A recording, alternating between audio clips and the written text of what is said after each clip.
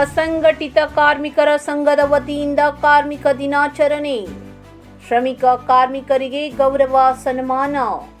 ದಾಂಡೇಲಿಯ ಕಾರ್ಮಿಕ ಭವನದಲ್ಲಿ ನಡೆದ ಈ ಕಾರ್ಯಕ್ರಮ ಶ್ರಮಜೀವಿಗಳ ಕೆಲಸವನ್ನು ಗೌರವಿಸುವ ಹಾಗೂ ಕಾರ್ಮಿಕರ ಆತ್ಮ ಗೌರವಕ್ಕೆ ಮನ್ನಣೆ ನೀಡಿ ಮೇ 1ರಂದು ಜಾಗತಿಕವಾಗಿ ಅಂತಾರಾಷ್ಟ್ರೀಯ ಕಾರ್ಮಿಕರ ದಿನವನ್ನಾಗಿ ಆಚರಿಸಲಾಗುತ್ತದೆ ಎಂದು ಹುಬ್ಬಳ್ಳಿಯ ನ್ಯಾಯವಾದಿ ಆನಂದ್ ಸೌದಿ ಹೇಳಿದರು. ಕರ್ನಾಟಕ ರಾಜ್ಯ ಅಸಂಘಟಿತ ಕಾರ್ಮಿಕರ ಸಂಘದ ವತಿಯಿಂದ ನಗರದ ಕಾರ್ಮಿಕ ಭವನದಲ್ಲಿ ಅಂತಾರಾಷ್ಟ್ರೀಯ ಕಾರ್ಮಿಕ ದಿನಾಚರಣೆಯ ಪ್ರಯುಕ್ತ ಕಾನೂನು ಅರಿವು, ನೆರವು ಮತ್ತು ಶ್ರಮಿಕರಿಗೆ ಸನ್ಮಾನ ಕಾರ್ಯಕ್ರಮದಲ್ಲಿ ಭಾಗವಹಿಸಿ ಮಾತನಾಡಿದರು. ಕಾರ್ಮಿಕರ ಶ್ರಮ ಮತ್ತು ಸಮರ್ಪಣೆಯನ್ನು ಗುರುತಿಸುವುದು, ಕಾರ್ಮಿಕರ ಹಕ್ಕುಗಳ ಬಗ್ಗೆ ಜಾಗೃತಿ ಮೂಡಿಸುವುದು ಮತ್ತು ಶೋಷಣೆಯಿಂದ ರಕ್ಷಿಸುವುದು ಕಾರ್ಮಿಕ ದಿನದ ಉದ್ದೇಶವಾಗಿದೆ. ತಮಗಿರುವ ಕಾನೂನಿನ ಬಗ್ಗೆ ಅರಿವು ಹೊಂದಿರಬೇಕು ಎಂದರು. ಮುಖ್ಯ ಅತಿಥಿಗಳಾಗಿ ಭಾಗವಹಿಸಿ ಮಾತನಾಡಿದ ಕಾರ್ಮಿಕ ನಿರೀಕ್ಷಕ ಚೇತನ್ ಹಕ್ಕಮ್ನವರ್, ಕಾರ್ಮಿಕರಿಗಾಗಿ ಕಾರ್ಮಿಕ ಇಲಾಖೆಯಲ್ಲಿರುವ ಸೌಲಭ್ಯಗಳ ಬಗ್ಗೆ ಮಾಹಿತಿಯನ್ನು ನೀಡಿ ಈ ಸೌಲಭ್ಯಗಳನ್ನು ಪಡೆದುಕೊಳ್ಳಬೇಕೆಂದರು. ಕಾರ್ಯಕ್ರಮವನ್ನು ನಗರಸಭೆಯ ಅಧ್ಯಕ್ಷ ಅಶ್ಫಾಕ್ ಶೇಖ್ ಉದ್ಘಾಟಿಸಿದರು. ನಗರ ಠಾಣೆಯ ಪಿಎಸ್ಐ ಅಮೀನ್ ಅತ್ತಾರ್, ಮಾನವ ಹಕ್ಕುಗಳ ಆಯೋಗ ಸಂಘಟನೆಯ ನಿರ್ದೇಶಕ ಫಿರೋಜ್ ಪಿರ್ಜಾದೆ, ಮಜಿದ್ ಸನದಿ, ಸಮಾಜ ಸೇವಕ ಜಕಂ ದೇವರಾಜ್, ಆಟೋ ಕ್ಷೇಮಾಭಿವೃದ್ಧಿ ಸಂಘದ ಅಧ್ಯಕ್ಷ Babu Sab Jamadar, two wheeler mechanical association ಅಧ್ಯಕ್ಷ ಗುರುರಾಜ್, ಕಟ್ಟಡ ಕಾರ್ಮಿಕ ಸಂಘಟನೆಯ ಉಪಾಧ್ಯಕ್ಷ ಬಾಬುಲಾಲ್ ವೇದಿಕೆಯಲ್ಲಿ ಇದ್ದು ಮಾತನಾಡಿ, ಕಾರ್ಮಿಕ ವಲಯ ಒಂದು ರಾಷ್ಟ್ರದ ಅತ್ಯಂತ ಮಹತ್ವದ ಆಸ್ತಿ ಮತ್ತು ಶಕ್ತಿಯಾಗಿದೆ ಎಂದರು. ಒಂದು ದೇಶದ ಆರ್ಥಿಕ ವ್ಯವಸ್ಥೆಯ ಬಲವರ್ಧನೆಗೆ ಕಾರ್ಮಿಕರ ಪಾತ್ರ ಮಹತ್ವದ್ದು. ಬೆವರು ಸುರಿಸುವ ಕಾರ್ಮಿಕರು ನಿಜವಾಗಿ ಕಾಯಕ ಯೋಗಿಗಳು ಎಂದರು. ಕರ್ನಾಟಕ ರಾಜ್ಯ ಅಸಂಘಟಿತ ಕಾರ್ಮಿಕರ ಸಂಘದ ಅಧ್ಯಕ್ಷ ರಾಜೇಶ್ ಸಾಬ್ ಕೇಸ್ನೂರ್ ಕಾರ್ಯಕ್ರಮದ ಅಧ್ಯಕ್ಷತೆಯನ್ನು ವಹಿಸಿ ಮಾತನಾಡಿ, ಕರ್ನಾಟಕ ರಾಜ್ಯ ಅಸಂಘಟಿತ ಕಾರ್ಮಿಕರ ಸಂಘವು ಕಾರ್ಮಿಕರನ್ನು ಸಂಘಟಿಸಿಕೊಂಡು ಕಾರ್ಮಿಕರಿಗೆ ಸರ್ಕಾರದಿಂದ ಸಿಗುವ ಸಹಾಯ ಸೌಲಭ್ಯಗಳನ್ನು ಒದಗಿಸಿ ಕೊಡುವ ನಿಟ್ಟಿನಲ್ಲಿ ಪ್ರಾಮಾಣಿಕವಾಗಿ ಪ್ರಯತ್ನಿಸುತ್ತಿದ್ದೇನೆ ಎಂದರು. ಕಾರ್ಯಕ್ರಮದಲ್ಲಿ ಪತ್ರಕರ್ತ ಹಾಗೂ ಕವಿ ಪ್ರವೀಣ್ ಕುಮಾರ್ ಸುಲಾಕೆ ಇವರಿಂದ ಶ್ರಮಿಕರ ಬದುಕಿನ ಕುರಿತಂತೆ ಕವನ ವಾಚನ ಮಾಡಿದರು. ಕಾರ್ಯಕ್ರಮದಲ್ಲಿ ಶ್ರಮಿಕರನ್ನು ಗೌರವಿಸಿ ಸನ್ಮಾನಿಸಲಾಯಿತು. ಪತ್ರಕರ್ತ ಸಂದೇಶ್ ಎಸ್ ಜೈನ್ ಪ್ರಾಸ್ತಾವಿಕವಾಗಿ ಮಾತನಾಡಿದರು. ಸಮಾಜ ಸೇವಕ ಶ್ರೀಕಾಂತ್ ಅಸೋದೆ ನಿರೂಪಿಸಿ ಸ್ವಾಗತಿಸಿ ವಂದಿಸಿದರು. ಇವತ್ತೇ ಇಂಥ ಒಂದು ಹಬ್ಬ ಇವತ್ತು ಈ ಸಂದರ್ಭದಲ್ಲಿ ಮತ್ತು ನಾನು ಹೆಚ್ಚು ಹೇಳಕ್ಕೆ ಹೋಗಿಲ್ಲ, ಯಾಕಂದರೆ ನಮ್ಮ ವಕೀಲರು ನಿಮಗೆ ಟೆಕ್ನಿಕಲಿ ಮತ್ತು ಲಾ ಏನಿದೆ ಆ ಬಗ್ಗೆ ಅವರು ಅರಿವು ಕೊಟ್ಟಿದ್ದಾರೆ. ಮೋಸ್ಟ್ಲಿ ನಮ್ಮ ಫೈರೋಜ್ ಪಿರ್ಜಾದೆ ಅವರು ಭಾಳ ವರ್ಷದಿಂದ ನಾನು ಸಣ್ಣಿರುವಾಗಿಂದ ನೋಡ್ತಾ ಇರ್ತೇನೆ. ಕಾರ್ಮಿಕ ಬಗ್ಗೆ ಕಾಳಜಿ ಮತ್ತು ಅವ್ರ ಬಗ್ಗೆ ಭಾಳ ವರ್ಕ್ನು ಮಾಡ್ತಾ ಇದ್ದಾರೆ.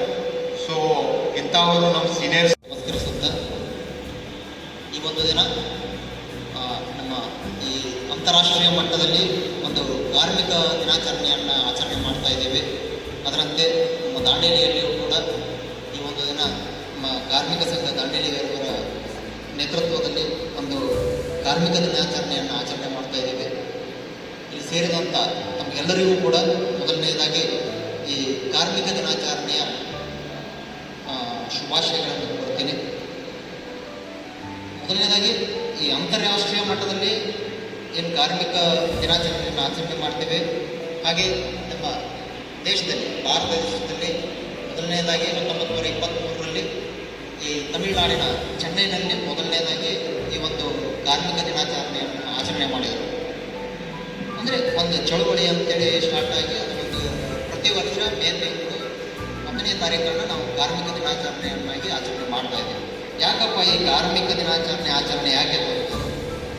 ಆ್ಯಕ್ಚುಲಾಗಿ ಒಂದು ಕಾರ್ಮಿಕರಿಗೆ ಕೆಲಸ ಮಾಡ್ತಾನಂದರೆ ಆಗಲೇ ನಮ್ಮ ವಕೀಲರು ನಮಗೆಲ್ಲ ಅದರ ಬಗ್ಗೆ ಕಾನೂನು ಅರಿವನ್ನು ಮೂಡಿಸಿದ್ದಾರೆ. ಏನಪ್ಪ, ಒಂದು ಕಾರ್ಮಿಕರಿಗೆ ಇರಬೇಕಾದದ್ದು ಒಂದು ಸೇಫ್ಟಿ. ಯಾವುದೇ ಒಂದು ಕೆಲಸ ಮಾಡಬೇಕಾದ್ರೆ ಕಾರ್ಮಿಕರು ಆ ಕಾರ್ಮಿಕ ವಲಯದಲ್ಲಿ ಸೇಫ್ಟಿ ಇಂಪಾರ್ಟೆಂಟ್, ಸುರಕ್ಷತೆ. ಇನ್ನೊಂದು ಮೂಲಭೂತ ಸೌಕರ್ಯಗಳು.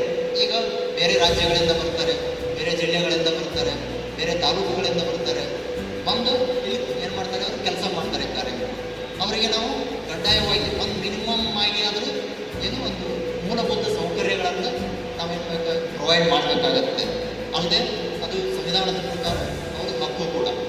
ಆದ್ದರಿಂದ ಈ ಒಂದು ಸೇಫ್ಟಿ ಹಾಗೂ ಮೂಲಭೂತ ಸೌಕರ್ಯಗಳನ್ನು ಒದಗಿಸಲಿಕ್ಕೆ ಇದರ ಬಗ್ಗೆ ಇನ್ನೂ ಹೆಚ್ಚಿನ ಅರಿವನ್ನು ಮೂಡಿಸುವುದಕ್ಕೋಸ್ಕರ ಈ ಒಂದು ಕಾರ್ಯಕ್ರಮವನ್ನು ಜಾರಿಗೆ ತಂದಿದ್ದಾರೆ. ಅಲ್ಲದೆ ಸರ್ಕಾರದ ಮಟ್ಟದಲ್ಲಿ ಹಲವಾರು ಯೋಜನೆಗಳು ಈ ಕಾರ್ಮಿಕ ಇಲಾಖೆಯಿಂದ ಕಾರ್ಮಿಕರಿಗೆ ನೀಡ್ತಾ ಇದ್ದಾರೆ. ನಾನು ನೋಡಿರುವ ಹಾಗೆ ಈಗೇನು ನಮ್ಮ ದಾಂಡೇಲಿ ನಗರದಲ್ಲಿ ತಾವೆಲ್ಲ ಏನೋ ಕಷ್ಟಪಟ್ಟು ಕೆಲಸ ಮಾಡ್ತೀರ, ಕಷ್ಟಪಟ್ಟು ಕೆಲಸ ಮಾಡಿ ದುಂದು ವೆಚ್ಚ ಜಾಸ್ತಿ ಮಾಡ್ತೀರ. ಹೇಗೆ ದುಂದು ವೆಚ್ಚ? ಎಲ್ಲ ಮೀಡಿಯಂ ಕುಟುಂಬದವರೇ ಇದ್ದೀರ. ದಾಂಡೇಲಿ ಅಂದರೆ ಆಲ್ಮೋಸ್ಟ್ ಇಲ್ಲಿ ಒಂದು ಫ್ಯಾಕ್ಟ್ರಿ ಕಂಪ್ನಿ ಇದೆ WCPM, ಅದನ್ನು ಬಿಟ್ಟರೆ ಟೂರಿಸಂ, ಅದು ಬಿಟ್ಟರೆ ಆಟೋ ರಿಕ್ಷಾ ಓಡೋದು, ಕಾಮನ್ ಆಗಿ ಕೂಲಿ ಕೆಲಸ ಮಾಡೋದು. ನಮ್ಮ ಮೀಡಿಯಂ ಮಧ್ಯಮ ವರ್ಗದ ಕುಟುಂಬಗಳು ಜಾಸ್ತಿ ಇದ್ದಾವೆ. ಇದರಲ್ಲಿ ಏನು ಮಾಡ್ತಾರೆ, ಕಷ್ಟಪಟ್ಟು ಬೆಳಗ್ಗೆಯಿಂದ ಸಂಜೆವರೆಗೆ ದುಡಿತಾರೆ, 500 ದುಡಿತಾರೆ, 700 ದುಡಿತಾರೆ, ವಾಪಸ್ ರಾತ್ರಿ ಬಂದು 90 ಹೊಡ್ಕೊಂಡು ಹೋಯ್ತು ಸುಮ್ಮನೆ. ಇಲ್ಲಾಂದರೆ ಅದೇ ಒಂದು ಲಾರಿ ಯಾವ್ದು ಆಟೋ ಓಡಿಸ್ತಿರ್ತಾರೆ, ಅದನ್ನು ಡ್ರೈವಿಂಗ್ ಮಾಡೋದು ಏನು ಕುಡಿದು ಡ್ರೈವಿಂಗ್ ಮಾಡ್ತಾರೆ. ವಿತ್ 2 ವೀಲರ್ದವ್ರನ್ನೂ ಕುಡಿದು ಡ್ರೈವಿಂಗ್ ಮಾಡ್ತಾರೆ. ನಾವು ಭಾಳಷ್ಟು ನೋಡಿದ್ದೇವೆ. ವಾಪಸ್ ನಾವು ಅವ್ರನ್ನ ಹಿಡಿದು ಕೇಸ್ ಹಾಕಿದರೆ ಕೋರ್ಟಲ್ಲಿ 10,000 ಫೈನ್ ಇರುತ್ತೆ. ಇವರು ದುಡಿಯೋ 1 ತಿಂಗಳ ಸ್ಯಾಲ್ರಿ ಕೋರ್ಟಿಗೆ ಹಾಕಬೇಕಾಗುತ್ತೆ. ಆದ್ದರಿಂದ ದಯವಿಟ್ಟು ನೀವೇನು ದುಡಿತೀರ, ಡೈಲಿ ಬೇಸಲ್ಲಿ ಏನು ದುಡಿದಿರ್ತೀರ, ಅದರಲ್ಲಿ ಒಂದು ಸ್ವಲ್ಪನಾದರೂ ಅಮೌಂಟನ್ನು ನೀವು ಉಳಿತಾಯ ಮಾಡಿ. ನಿಮ್ಮ ಮಕ್ಕಳಿಗೋಸ್ಕರ, ನಿಮ್ಮ ಫ್ಯಾಮಿಲಿಗೋಸ್ಕರ, ನಿಮ್ಮ ಮಕ್ಕಳ ಎಜುಕೇಷನ್ಗೋಸ್ಕರ, ನಿಮ್ಮ ಭವಿಷ್ಯತ್ತಿನ ದೃಷ್ಟಿಯಿಂದ ಒಂದು ಉಳಿತಾಯ ಅನ್ನೋದನ್ನು ಕಂಡುಕೊಳ್ಳಿ. ಯಾಕಂದರೆ ಎಲ್ಲ ಮಧ್ಯಮ ವರ್ಗದ ಕುಟುಂಬ ಇರೋದರಿಂದ ಇವತ್ತು ನಾವು ದುಡಿದ್ರೇ ನಮ್ಮ ಕುಟುಂಬ ನಡಿಬೇಕು ಅನ್ನೋ ಭಾಳಷ್ಟು ಕುಟುಂಬಗಳು ನಮ್ಮ ದಾಂಡೇಲಿಯಲ್ಲಿದ್ದಾವೆ. ಅಂಥದ್ರಲ್ಲಿ ನೀವು ಈ ದುಶ್ಚಟಗಳಿಗೆ ಬಲಿ ಆದರೆ ಅಂದರೆ ನೀವು ದುಡಿದದ್ದೆಲ್ಲ ಇಲ್ಲಿ ಹಾಕಬೇಕಾಗುತ್ತೆ. ಎಲ್ಲ ದುಂದು ವೆಚ್ಚಕ್ಕೆ ಹಾಕಿದ್ರೆ ಅಂದರೆ ಆಮೇಲೆ ಮನೆ ನಡೆಸೋದು ಭಾಳ ಕಷ್ಟ ಆಗುತ್ತೆ. ಆಮೇಲೆ ನಿಮ್ಮ ಮಕ್ಕಳಿಗೆ ಒಳ್ಳೆಯ ಮಟ್ಟದ ಗುಣಮಟ್ಟದ ಎಜುಕೇಷನನ್ನು, ಶಿಕ್ಷಣವನ್ನು ಕೊಡೋಕ್ಕಾಗಲ್ಲ. ಆದ್ದರಿಂದ ದಯವಿಟ್ಟು ನಾವೆಲ್ಲ ಏನು ದುಡಿತೀರ ಅದರಲ್ಲಿ ಒಂದು ಉಳಿತಾಯ ಮಾಡೋದನ್ನು ತಿಳ್ಕೊಳ್ಳಿ. ಆಮೇಲೆ ಬಹಳಷ್ಟು ಯೋಜನೆಗಳಿರ್ತವೆ, ಕಾರ್ಮಿಕ ಇಲಾಖೆ ಭೇಟಿ ನೀಡಿ ಆ ಯೋಜನೆಗಳ ಫಲಾನುಭವಿಯನ್ನು ನೀವು ಪಡ್ಕೊಳ್ಳಿ. ಸರ್ಕಾರದ ಮಟ್ಟದಲ್ಲಿ ಬಹಳಷ್ಟು ಯೋಜನೆಗಳಿರ್ತವೆ. ಆಮೇಲೆ ಏನು ಮಾಡ್ತಾರೆ, ಈಗ ನಾವು ದುಡಿಯೋದೇ ಕಡಿಮೆ, ಸಾಲ ಜಾಸ್ತಿ ಮಾಡೋದು. ಯಾಕಪ್ಪ ಅಂದರೆ ದುಂದು ವೆಚ್ಚ. ನಾನು ಭಾಳಷ್ಟು ನೋಡಿದ್ದೀನಿ. ಈಗ ಭಾಳಷ್ಟು ಕಾರ್ಮಿಕರಿಗಾಗಲಿ ಒಂದು ಸಂಘಗಳನ್ನು ಮಾಡಿದ್ದಾರೆ, ಮಹಿಳಾ ಸಂಘಗಳಿದ್ದಾವೆ. ಭಾಳಷ್ಟು ಸಂಘಗಳಿಗೆ ಫೈನಾನ್ಸ್ದವ್ರು ಏನು ಮಾಡ್ತಾರೆ, ದುಡ್ಡು ಕೊಡ್ತಾರೆ. ಯಾವ ರೀತಿ ದುಡ್ಡು ಕೊಡ್ತಾರೆ, ಅದು ವೀಕ್ಲಿ ಬೇಸಿಸ್ ಕಟ್ಟೋದು, ತಿಂಗಳಿಗೆ ಕಟ್ಟೋದು ಅಂತೇಳಿ ದುಡ್ಡು ಕೊಡ್ತಾರೆ. ಅವಾಗ ಏನು ಮಾಡ್ತಾರೆ, ಹೆಣ್ಮಕ್ಳು ಈ ಭವಿಷ್ಯ ದೃಷ್ಟಿಯಿಂದ ತಗೊಳ್ತಾರೆ. ಬಟ್ ನಮ್ಮ ಕೆಪಾಸಿಟಿ ಎಷ್ಟಿದೆ ಅಂದರೆ ನಾನು ಎಷ್ಟು ದುಡಿತೀನಿ, ನಾನು ದುಡಿದಿದ್ರಲ್ಲಿ ನಾನು ಎಷ್ಟು ಉಳಿತಾಯ ಮಾಡ್ತೀನಿ, ಆ ಉಳಿತಾಯ ಮಾಡಿದ್ರಲ್ಲಿ ನಾನು ಎಷ್ಟು ಬಡ್ಡಿ ಕಟ್ಬೋದು, ಅಟ್ಲೀಸ್ಟ್ ಅದೊಂದು ಥಿಂಕ್ ಮಾಡಿದರೆ ಒಳ್ಳೆಯದು. ನನಗೆ ಬಡ್ಡಿ ಸಿಗುತ್ತೆ ಅಂತ ಇನ್ನೂ ಕೆಲವೊಬ್ರು ಏನು ಮಾಡ್ತಾರೆ, ಬ್ಲ್ಯಾಂಕ್ ಚೆಕ್ಗಳನ್ನು ಕೊಡ್ತಾರೆ, ಖಾಲಿ ಚೆಕ್ಗಳನ್ನು ಕೊಡ್ತಾರೆ. 1 ಲಕ್ಷ ದುಡ್ಡು ತೊಗೊಂಡಿರ್ತಾರೆ, ಇವ್ರು ಕಟ್ಕೊತ ಹೋಗಿನೇ 2 ಲಕ್ಷ 3 ಲಕ್ಷ ಕಟ್ಟಿರ್ತಾರೆ. ವಾಪಸ್ ಕಟ್ಟೋಕ್ಕಾಗಲ್ಲ, ಅವ್ನು ಇನ್ನೂ ಕಟ್ಟಿಸ್ಕೊತಾನೆ ಮೀಟ್ರ್ ಬಡ್ಡಿಗಳು. ಅವಾಗ ಏನು ಮಾಡ್ತಾರೆ, ಖಾಲಿ ಚೆಕ್ ಕೊಟ್ಟಿರ್ತಾರೆ. ಇಲ್ಲಿ ದಾಂಡೇಲಿ ಆಗಿದೆ ಭಾಳಷ್ಟು ಎಕ್ಸಾಂಪಲ್ಗಳನ್ನು ನಾನು ನೋಡಿದ್ದೀನಿ. ಏನು ಮಾಡ್ತಾರೆ, ಎಂಟಿ ಚೆಕ್ಗಳನ್ನು ಕೊಟ್ಟಿರ್ತಾರೆ ಅವರಿಗೆ. ಯಾವ ಆಧಾರದ ಮೇಲೆ ಕೊಡ್ತಾರೆ ನನಗೆ ಗೊತ್ತಾಗ್ತಾ ಇಲ್ಲ. ಎಂಟಿ ಚೆಕ್ಗಳನ್ನು ತುಂಬಲಿಲ್ಲ ಅಂತ ಏನು ಮಾಡ್ತಾರೆ, ಕೋರ್ಟಿಗೆ ಹಾಕೊಳ್ತಾರೆ. ಎಣ್ಣ ಮೇಲೆ ಕೋರ್ಟಿಗೆ ಹಾಕೋತಾರೆ, ಚೆಕ್ ಬೌನ್ಸ್ ಕೇಸ್ ಹಾಕೋತಾರೆ. ಅವಾಗ ಏನಾಗುತ್ತೆ, ನೀವು ಕಟ್ಟಲೇಬೇಕಾಗುತ್ತೆ, ಕಟ್ಟಲಿಲ್ಲ ಅಂದರೆ ಜೈಲಿಗೆ ಹೋಗಬೇಕಾಗುತ್ತೆ. ಈ ರೀತಿಯ ನಾನಾ ಸಮಸ್ಯೆಗಳನ್ನು ನಾವು ನೋಡಿದ್ದೀವಿ. ಆದ್ದರಿಂದ ದಯವಿಟ್ಟು ಒಂದು ಸಾಲ ಮಾಡಬೇಕಂದ್ರೆ ನಾನು ಎಷ್ಟು ದುಡಿತಿದ್ದೀನಿ, ನನ್ನ ಫ್ಯಾಮಿಲಿ ಎಷ್ಟು ದುಡಿತಿದೆ, ನನ್ನ ಫ್ಯಾಮಿಲಿದು ಎಷ್ಟು ಖರ್ಚಾಗುತ್ತೆ ತಿಂಗಳಿಗೆ, ಇನ್ನು ಉಳಿತಾಯದಲ್ಲಿ ನಾನು ಏನು ಮಾಡ್ಬೋದು, ಎಷ್ಟು ಉಳಿತಾಯ ಮಾಡ್ಬೋದು, ಇಷ್ಟರ ಮೇಲೆ ನಾನು ಎಷ್ಟು ಲೋನ್ ಮಾಡ್ಬೋದು. ಎಲ್ರಿಗೂ ಅವಶ್ಯಕತೆ ಇದೆ, ಏನು ಸಾಲದಿದೆ, ಪ್ರತಿಯೊಬ್ಬರಿಗೂ ಅವಶ್ಯಕತೆ ಇದೆ. ನಾನೀಗ ಡಿಪಾರ್ಟ್ಮೆಂಟಲ್ಲಿದ್ದೀನಿ, ಇನ್ನೊಬ್ಬರು ಅಡ್ವೊಕೇಟ್ ಇದ್ದಾರೆ, ಅವ್ರಿಗೂ ಸಾಲದ ಏನೋ ಅವಶ್ಯಕತೆ ಇರುತ್ತೆ. ಬಟ್ ನಾನು ಎಷ್ಟು ನನ್ನ ಸಾಲವನ್ನು ತೀರಿಸ್ಬೋದು ಅನ್ನೋದು ದಯವಿಟ್ಟು ಯೋಚನೆ ಮಾಡಿ. ಎಲ್ಲರೂ ಸಾಲ ಕೊಡ್ತಾರೆ ಅಂತೇಳಿ ಮನೆಯಲ್ಲಿ ಬೇಕಾದ್ರೆ ಸೇವ್ ಮಾಡಬೇಡಿ. ಜಾಮೀನುದಾರರಾಗ್ತಾರೆ, ಜಾಮೀನುದಾರರಾಗಿ ಅವರು ಸ್ಯಾಲರಿಯಿಂದ ಕಟ್ ಆಗುವಂಥ ಭಾಳಷ್ಟು ಪ್ರಸಂಗಗಳು ನಾವು ನೋಡಿದ್ದೀವಿ ಸಮಾಜದಲ್ಲಿ. ಆದ್ದರಿಂದ ನಾವು ಏನು ಕಷ್ಟಪಟ್ಟು ದುಡಿದಿರ್ತೀರ, 1 ರೂಪಾಯಿ ದುಡಿಬೇಕಾದ್ರೂ ನಾವು ಎಷ್ಟು ಕಷ್ಟಪಡ್ತೀವಿ ಅಂತ ನಮಗೆಲ್ಲರಿಗೂ ಗೊತ್ತಿದೆ. ಆದ್ದರಿಂದ ಕಷ್ಟಪಟ್ಟು ದುಡಿದ ಹಣವನ್ನು ನಾವು ಹೇಗೆ ಸೇವಿಂಗ್ಸ್ ಮಾಡ್ಕೋಬೇಕು, ಎಷ್ಟು ಅದನ್ನು ಉಪಯುಕ್ತಗೊಳಿಸ್ಕೋಬೇಕು ಅನ್ನೋದು ಎಲ್ಲರಿಗೂ ಗಮನ ಇರಲಿ. ಆದ್ದರಿಂದ ನಮಗೆಲ್ಲರಿಗೂ ಒಳ್ಳೆಯದಾಗಲಿ. ಒಂದು ತಾವೇನು ಕೆಲಸ ಮಾಡ್ತಿರ್ತಾರ ಆ ಕೆಲಸ ರಂಗದಲ್ಲಿ ಒಂದು ಸುರಕ್ಷತೆ ದೃಷ್ಟಿಯಿಂದ, ಅದು ನಿಮಗಾಯಿತು, ನಿಮ್ಮ ಫ್ಯಾಮಿಲಿ ದೃಷ್ಟಿಯಿಂದ ನೀವು ಎಷ್ಟು ಸೇಫಾಗಿ ಮಾಡ್ತೀರ ಅಷ್ಟು ಒಳ್ಳೆಯದು. ನಿನ್ನೆನೇ ಒಂದು ಇನ್ಸಿಡೆಂಟ್ ಆಯಿತು, ಪೇಪರ್ ಮಿಲ್ಲಲ್ಲಿ ಒಬ್ಬರು ಏನಿತ್ತು, ಒಂದು ಮಷೀನನ್ನು ಶಿಫ್ಟ್ ಮಾಡಬೇಕಾದ್ರೆ ಆಯ್ತಾಗಿ ಅವ್ರ ಮೇಲೆ ಬಿದ್ದು ಡೆತ್ ಆಗೋದು. ಈ ರೀತಿ ಒಂದು ಏನು ವೃತ್ತಿ ರಂಗದಲ್ಲಿ ಭಾಳಷ್ಟು ಅಂತ ಈ ಕಾರ್ಮಿಕರಿಗೆ ಅವಘಡಗಳಾಗ್ತಿರ್ತವೆ. ಆದ್ದರಿಂದ ಸೇಫ್ಟಿ ಭಾಳಷ್ಟು ಏನು ಜಾಗೃತರಾಗಿರಬೇಕು. ಅದರಿಂದ यहाँ पर CMC के अध्यक्ष बने, धारवाड़ से हमारे मुख्य अतिथि साउदी साहब भी आए हैं, उन्होंने आपको मार्गदर्शन दिया। मैं आपको 2-4 मिनट लेता हूँ, पहले आप थोड़ा सा बुझ जाए, जरा जोश आने के लिए मैं आपको एक नारा देता हूँ, उसको जोर से बोलना, जितनी ताकत है उतनी जोर से बोलना। इनकलाब, इनकलाब, इनकलाब। सो मजदूर भाइयों, ये सुरू साहब ने ऐसे बहुत सारे कार्यक्रम करे। आप जानते हैं कि दांडेली में बहुत सारे यूनियन है, बहुत सारे चमचे यूनियन भी है, जिनको ये मालूम है कि अंतर्राष्ट्रीय मानव क्या होता है नहीं मालूम, सिर्फ मैनेजमेंट और मजदूरों का गला काटना, सिर्फ इतना ही जानते हैं, इसके सिवा उनको कुछ नहीं आता। आज सब मिलकर हम अंतर्राष्ट्रीय मानव मजदूरों का दिन मनाना चाहते हैं, लेकिन वो हमारे पास दम नहीं है, क्योंकि आज हमारी परिस्थिति ये है कि आज हमारा ट्रेड यूनियन, बहुत सारे अच्छे अच्छे ट्रेड यूनियन हमारे देश में है।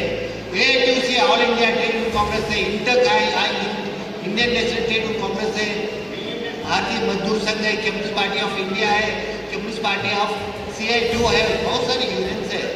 लेकिन आज मजदूरों को मैनेजमेंट ने दबा के रखा है कि तुम कभी आगे नहीं आए।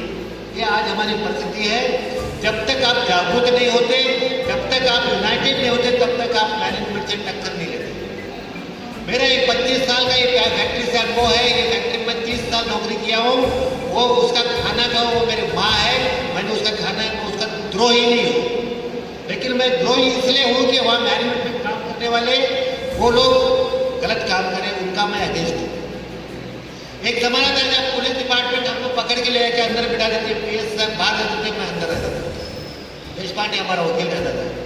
ये बहुत सारे चीज़, ये लीडर भी होते हैं, लेकिन हमारा लीडर ना पुलिस के पास जाता है, तुम्हें लायक तुम्हारा कॉम्प्रोमाइज करके आना, ऐसी परिस्थिति है। मैं आपसे एक रिक्वेस्ट करता हूँ, ऐसे कार्यक्रम केजरीवाल साहब ने यहाँ किया है, ऐसे कार्यक्रम बार बार होना, इससे आपको में जागरूकता आती है। और एक चीज़ मेरे बारे में पर्सनल आपको बताना चाहता हूँ, आज मेरी 80 ईयर्स उम्र है, उसमें 40 साल में यूनियन में लगा हुआ है, 40 ईयर्स। और मैं भी आपकी तरह एक मजदूर था, आप ही की तरह एक मजदूर, 1 रुपया 12 आने मेरा पगार था।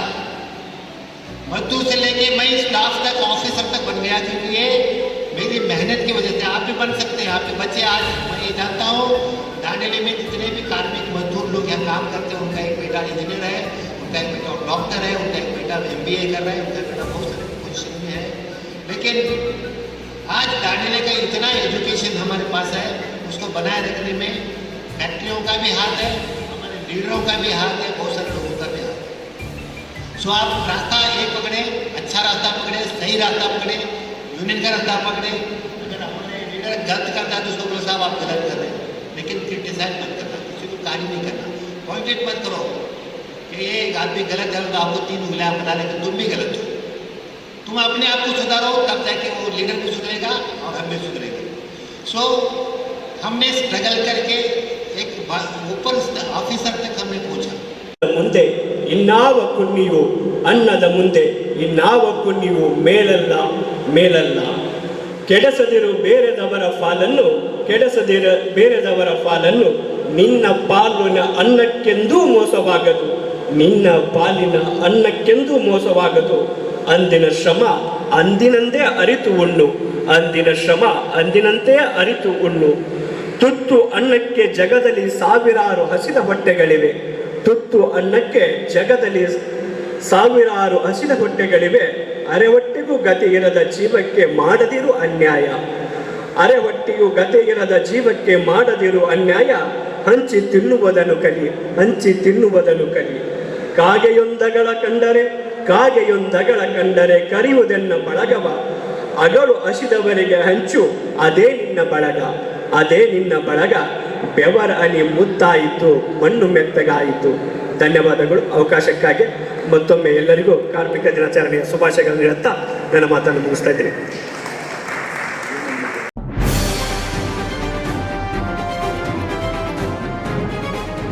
ಇದು ಖಾಲಿ ಡಿಜಿಟಲ್ ವಾಹಿನಿ, ಸತ್ಯ ಮತ್ತು ಸ್ಪಷ್ಟ ಸುದ್ದಿ.